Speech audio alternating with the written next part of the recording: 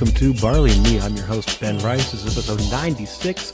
This episode, we're going to be talking about representation in the beer community, minorities, women, LGBTQIA+, and all of that, based on what's going on in the industry right now. A lot of news breaking of breweries not really being up to snuff on those kinds of issues. We'll start at home in the Sacramento region with Track 7 Brewing, where owner Ryan Graham has had a lawsuit filed against him and his wife by a former co-owner for violent acts taken out against employees, retribution for setting up against him for that kind of stuff, as well as sexual harassment of female employees, and same thing, retribution for that.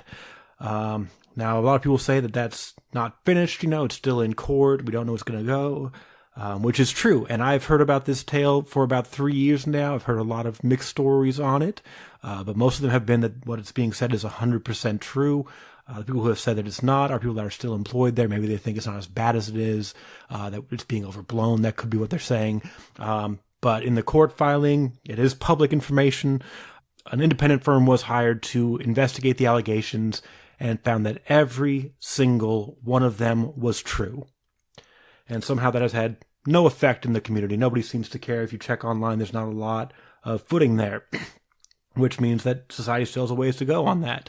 And I get that some people want to wait until a court comes out, but I'm going to tell you, people have this weird understanding of how the court system works, that it's 100% accurate in what it does, and that every case goes to trial and a verdict is reached. My experience in the court system is this will be something that's settled outside of court with an NDA, which is a non-disclosure agreement, which means that nobody will know if they ever admit to anything, are told that they should have admitted to something. Anything like that will never become public information. You may hear rumors and rumblings about it, but it's not something that's going to get out and be verified, because that's what an NDA does. So to wait for how that's going to come out is, do what you want, but there's an independent investigation that found that this happened, and no one seems to care. To be fair, most people haven't heard about it. It's been kind of swept under the rug pretty well. And then also out of Michigan, we've got Founders Brewing, who, if you listen to this podcast, you know I love and adore the All Day IPA. But they had a lawsuit filed recently by an employee due to his concerns about racism in the workplace. African-American employee says there's a lot of racism in there, including that there's a blacks and whites printer.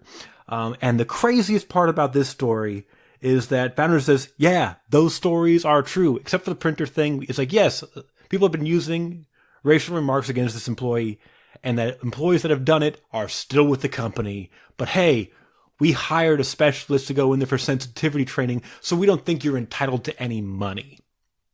That's crazy.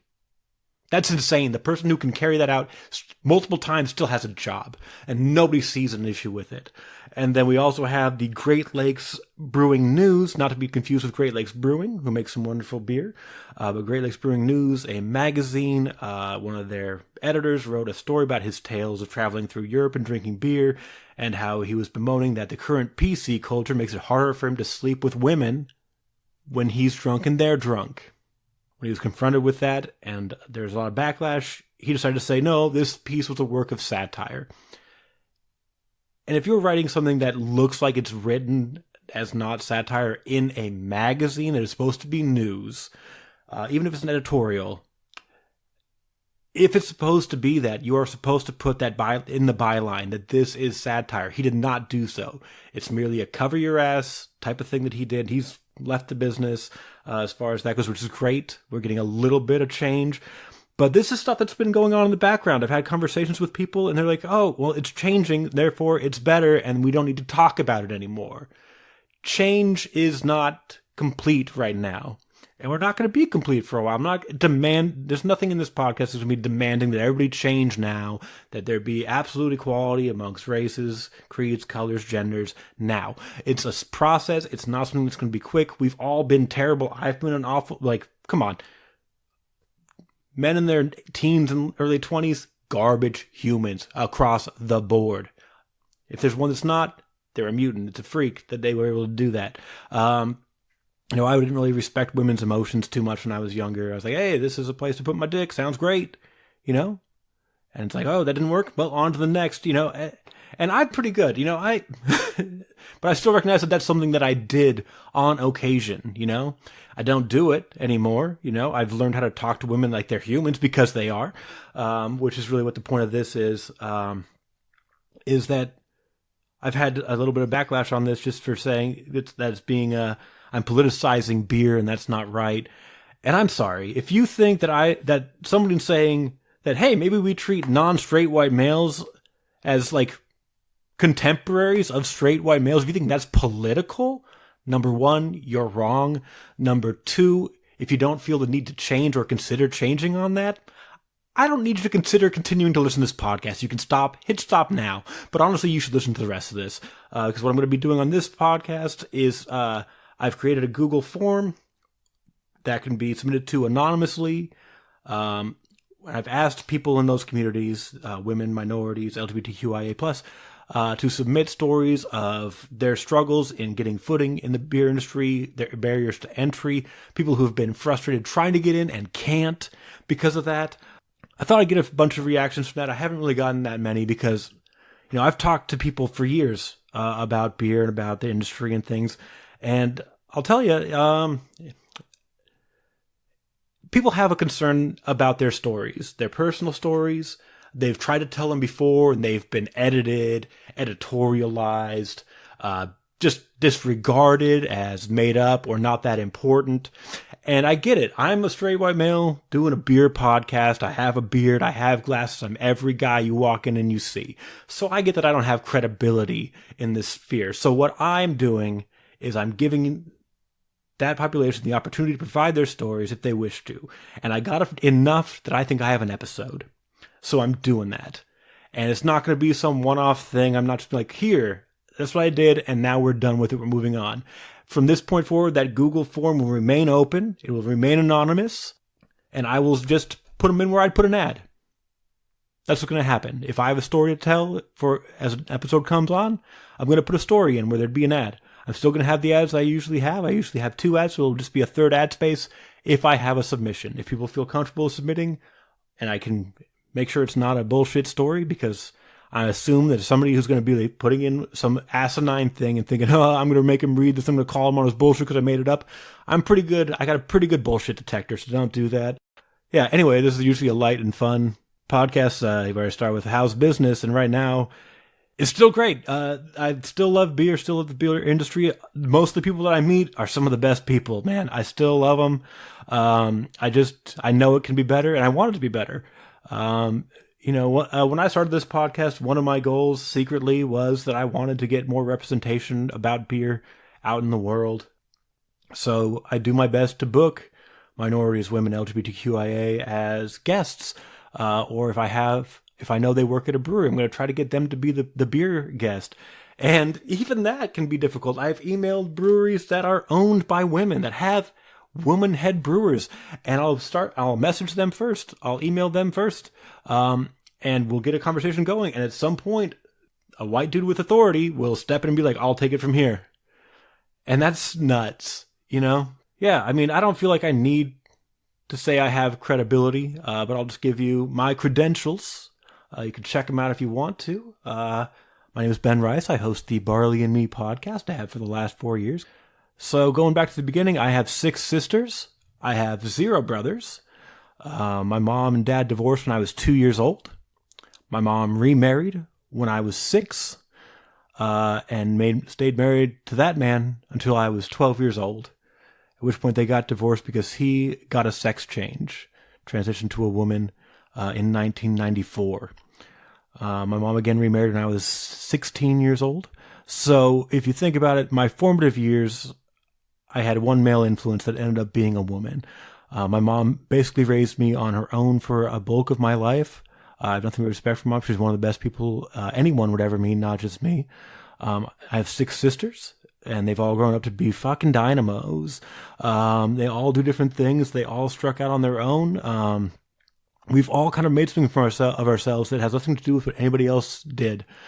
It's nuts. I think if I do it right, only one of us finished college. We all work great jobs that we're happy with. We all pursue our passions through our work.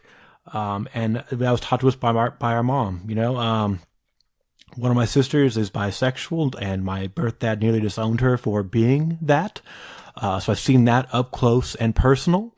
I've seen, I've dated interracially. My sisters have dated interracially, and I've seen what that looks like on the street. I've heard what that looks like on the street.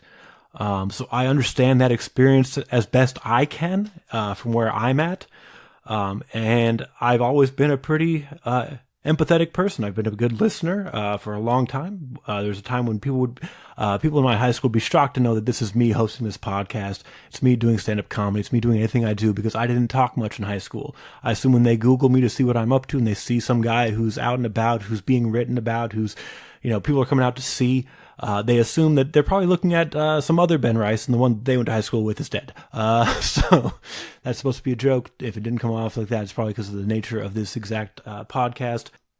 So with those stories that I've collected that people have been kind enough to share, and trust me, I'm doing my best to protect their anonymity. People are going to write how they're going to write, and they'll include information that they think is going to be anonymous, but if you get enough, it sounds like you can narrow it down to who it is. So what I'm doing is I'm having the stories read by women in the community that are not the people who submitted, I don't think.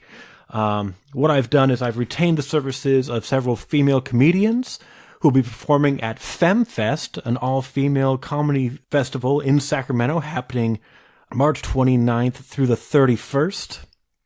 That's sketch, that's improv, that's stand-up. So I've retained their services to read these stories, and I've just had them read as presented and then use the word redacted that I'll use to cut out anything that could possibly be used to identify the storyteller. And I will continue to tell these stories. I will continue to retain the services of people who represent the people who are submitting. It's not going to be me reading these stories, because that's asinine. I don't know what else. I hope you guys enjoy it. I hope some of this doesn't ring at... The worst part is I think these stories will sound familiar. That's the crazy part. If you've been at a brewery, if you've been at a bar, a lot of these stories will sound familiar in some way, which is crazy. And I want to thank all the people who have submitted, all the people who have shared my posts. I've got people who have shared it across the nation, which is pretty awesome. And I'm hoping that by showing in this episode that I'm not here to change your story or take control of it, that people will feel more comfortable submitting in the future, and we can keep telling these stories until the point that they stop. So before we begin, I'll do all the ads up front. This episode's been brought to you by ABV Magazine, the San Francisco Bay Area's premier beer and music magazine. You can subscribe for just $1 a month at abvmagazine.com. This episode's also brought to you by Femme Fest, occurring, like I said, March 29th to the 31st at the Sacramento Comedy Spot. Find out more at saccomedyspot.com. And this episode's also brought to you by Sacramento Beer Week. This is its 10th year, starting April 26th, ending May 7th. Get more information on events, breweries, and venues involved at www.sacbeerweek.com. Want to give a few shouts out before we get going? The intro music is called Jamrock, Jamroc, by the artist Breeze, that's Breez, and my logo is by Jessica Demesio. Both those people I have known for years. Breeze, actually, real name Brady Bell, is one of my high school classmates, just an awesome dude, producing hip-hop out in North Dakota. Just wonderful stuff. And you can also still buy Barley and Me t-shirts at zenthreads.com, that's zen-threads.com. I want to give a shout-out to the people who did read these stories. Again, you can see all these people at Femme Fest, March 29th through the 31st. Readers include in no particular order Corrine Lemke, Rhoda Ramon, Shahara Hyatt, Amy Estes, Krista Faca, Justine Lopez, and Jamie Fernandez. All right, without further ado, here's the stories. My partner applied to work at a brewery in town about Redacted and was called in for an interview. She was really excited and sure she would get it since she has so much experience and has gotten awards for her home-brewed beer. As soon as she showed up, the person conducting the interview said, "I'm sorry, but we were looking for someone prettier to work here," If you still want to be considered, what else can you bring to the table that the other candidates don't have? She was so taken aback by the question that she just apologized and left. Her confidence is now so low that she's hesitant to apply to any jobs. Misogyny in the brewery world is very real. I work as a redacted for brew pubs, and I'm paid to be hyper-observant. I've seen a lot of misogyny. If you're deemed to be pretty or attractive, you'll get excellent service and treatment. But if not, some beer tenders will try to get you to leave before you even get a beer. They'll ignore you or tell another patron a joke about your appearance or go to clean tables before they even get your order. I've seen some women wait for so long for service that they just turn around and leave. 3 people today alone have looked down my shirt and asked if I've sold a lot of beer. Last night, another redacted drunkenly snapped me his dick 3 times. A different male redacted tried to coach me through a tasting and the follow-up. Don't worry, I thanked him for mansplaining. This was all just in the last 24 hours. A guy was saying a bunch of pervy stuff to me and a friend at Redacted. Then he ran his hands down my back and grabbed my ass. I told him off, he went away. Redacted heard someone had been bothering me and offered to go talk to him. I said I had it handled, blah blah blah. Then the guy does it again. Redacted takes him outside to Redacted and tells them he's been harassing women and to keep an eye out on the dude. Some time goes by, the guy grabs a buddy and gets in Redacted face. Security comes over and they kick the guy out.